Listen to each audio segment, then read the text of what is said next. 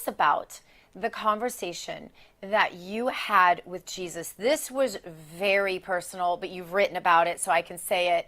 And just tell us about that conversation, because that is one of those things that you just you need to people need to know. Yeah, this was so life transforming for me. I had about a year and a half earlier, I had really come to the Lord and dedicated my life to the Lord, and I was going to be a man of God. But God didn't leave me there, and He kept working on me.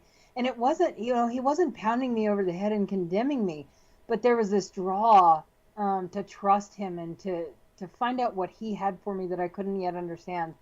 And I finally, I was so desperate for the Lord. I said, God, I want everything you have for me. What do you want from me? And the Lord asked me a question. He said, if you stood before me tonight, what name would I call? And I remembered hearing him calling me Laura in my prayers. And I'd been trying to ignore that. And I was kind of devastated because I thought, if God doesn't accept me as Jake, then he doesn't accept me. This is who I am. And he reminded me in John chapter 1, it says that Jesus Christ himself is the creator. He said, you can't claim to love me and yet reject my creation.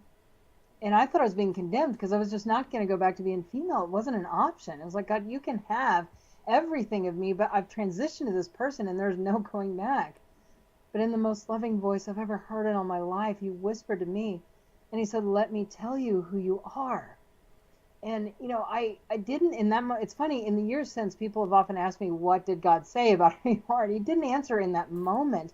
But over the next few years, as God began to reveal himself to me, as he began to peel away the layers of the onion, as he began to help me forgive my mom, as he began to help me forgive other people that had hurt me, as I began to let go of all the bitterness, all the resentment, all the lies I'd believed about myself, as I began to see who he had created me to be, that's when I began to understand who I truly was.